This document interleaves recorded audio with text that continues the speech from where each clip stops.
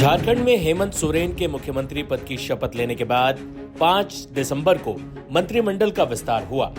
11 नेताओं ने मंत्री पद की शपथ ली, जिसमें से झारखंड मुक्ति मोर्चा के 6, कांग्रेस के 4 और राजद का 1 विधायक शामिल है। कैबिनेट का विस्तार होने के बाद भी झारखंड में फिलहाल मंत्रिमंडल के विभागों का बंटवारा नहीं हुआ है और इसी पर विवाद शुरू हो गया है। असल में कांग्रेस खेमे में झारखंड में जिन जिन विभागों की मांग की गई है उसको देखकर जेएमएम भी हैरान है। सूत्रों के मुताबिक जेएमएम इस बात से परेशान है कि आखिर कांग्रेस ने कैसे उन विभागों की मांग कर दी है जो पहले से हेमंत सोरेन की पार्टी के खेमे में थी।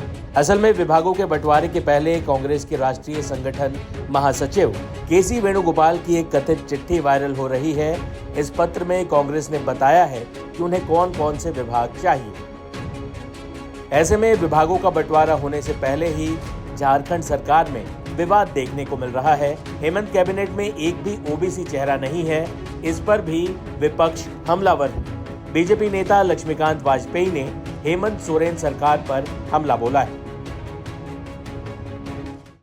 हमारे साथ बातचीत करने के लिए हैं भारतीय जनता पार्टी के वरिष्ठतम नेता हैं, झारखंड के प्रभारी हैं वाजपेयी जी, लक्ष्मीकांत वाजपेयी जी। वाजपेयी जी, झारखंड में हेमंत सोरेन सरकार का गठन हो रहा है। कांग्रेस की तरफ से 4 लोगों को शपथ दिलाई जा रही है, लेकिन उनमें से कोई भी ओबीसी का चेहरा नहीं है। और राहुल गांधी सदन से लेकर सड़क तक बार बार कहते रहते हैं कि जो बीजेपी की सरकार है वो ओबीसी पर ध्यान नहीं देती, ओबीसी करते रहते हैं, लेकिन उनकी खुद की पार्टी के लोगों को वो मंत्री नहीं बना रहे ओबीसी को। क्या कहना चाहिए? राहुल गांधी का कथनी और करने का अंतर झारखंड कैबिनेट में कांग्रेस के प्रतिनिधित्व को लेकर स्पष्ट हो रहा है।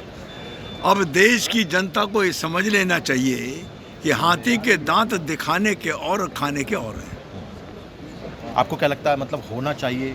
निश्चित होना चाहिए, लेकिन मैंने कहा ना, हाथी के दांत दिखाने के और खाने के और। आप यूपी से भी आते हैं, यूपी के बड़े लीडर हैं।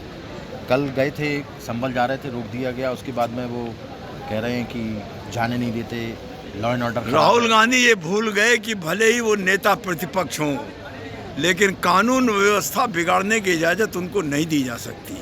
ये निर्णय शुद्ध तौर पर प्रशासनिक होता है, शासन का नहीं होता है। और जब इनकी सरकारें रही हैं तब ये भी विपक्षी दलों के लोगों को जाने से रोकते थे। इसलिए प्रशासन का निर्णय, और इनको अगर रोका गया है तो ये लोकतंत्र परंपराओं और नियमों से चलता है। परंपरा है ये कि विपक्ष के नेताओं को रोकना चाहिए, रोका गया। योगी आदित्यनाथ ने बोला किसी को छोड़ा नहीं जाएगा, पोस्टर छापे जाएंगे। निश्चित नहीं छोड़ना चाहिए, और समाज में भेड़ी खाल में छिपे हुए जो लोग हैं उनको उजागर करना चाहिए। एक अंतिम सवाल जानना चाहता हूँ। आज विपक्ष ने यहाँ पर मार्च किया, एक जैकेट पहनी काली, उसमें लिखा हुआ था मोदी अडानी भाई भाई हैं, एक हैं और ये एक रहेंगे तो सेफ रहेंगे। ये उनका ऐसा आरोप है जिसको जीवन भर साबित नहीं कर सकते। और नहीं चले ना, कोर्ट में क्यों नहीं जाते?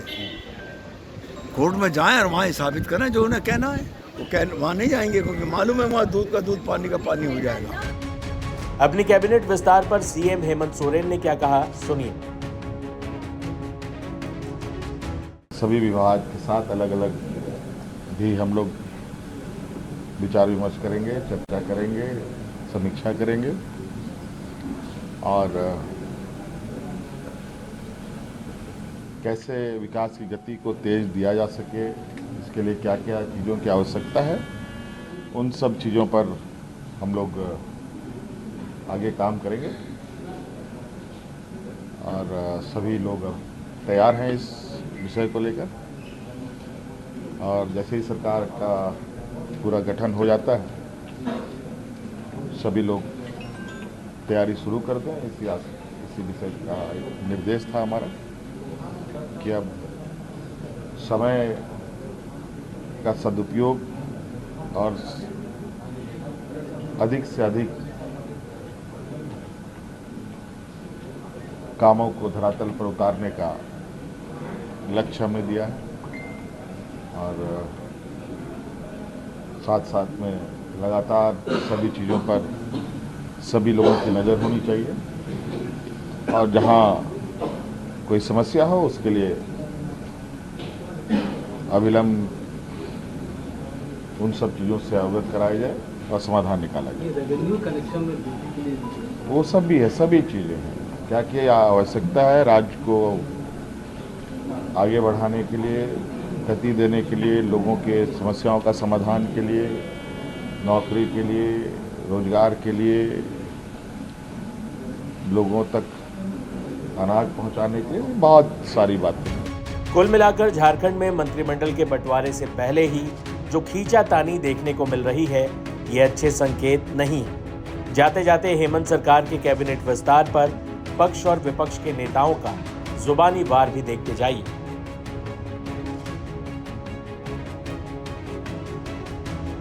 देखिए, पहले विपक्षियों को थोड़ा हार का गम को हल्का कर लेना चाहिए। हार से अभी तक उबर नहीं पाए हैं, इसलिए इस तरह की अनर्गल बातें करते हैं। 12 मंत्रिमंडल होता है, 12 लोगों को ही रखना है। उसमें प्रयास ये होता है कि एक बड़े जनसंख्या, बड़े लोगों को हम बड़े डेमोग्राफी के को प्रतिनिधित्व दें, ऐसा प्रयास है इस सरकार का और वैसा सरकार ने किया है। लेकिन लिमिटेशन है, सीमाएं हैं। अब बात उठाती है कांग्रेस संविधान। संविधान में कहाँ लिखा है भाई? संविधान का तो उल्लंघन नहीं है कि किसी सरना को नहीं मिला तो किसको मिला। ये पूरा मंत्रिमंडल, इसमें कई सरना धर्मावलंबी भी हैं, कई और दूसरे धर्मावलंबी भी हैं। एक संतुलित मंत्रिमंडल सामने दिखता है तो बेचैनी क्यों हो रहा है? क्यों हड़बड़ाहट है? क्यों इतने हताश हैं? निगेटिव बातें, नकारात्मक बातें ना करें। कुछ अपनी अगर रेपुटेशन बचानी है विपक्ष को, लाज लज्जा लोक लज्जा कुछ है, तो कुछ सकारात्मक बातें करें।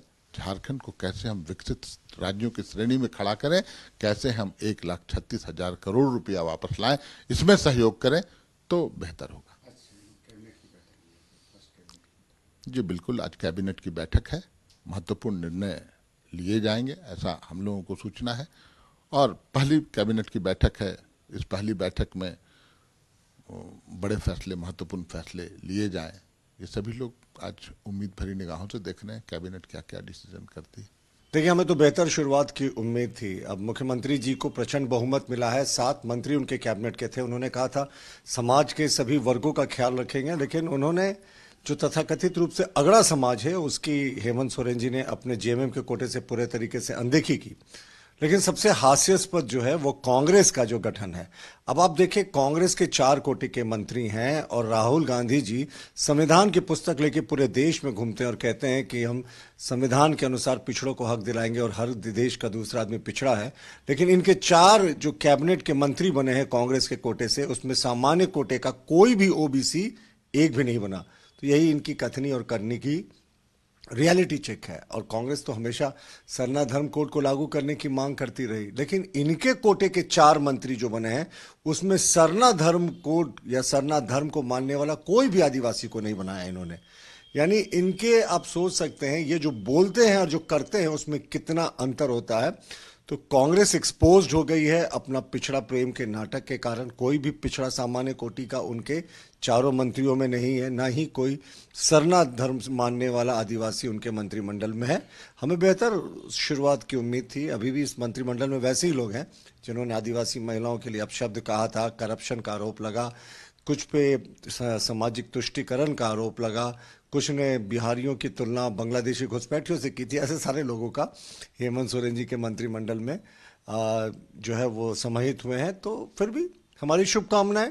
हालांकि 19 से 24 के रिकॉर्ड को देखते हमें नहीं लगता कि ये मंत्रिमंडल भी कुछ कर पाने वाला है।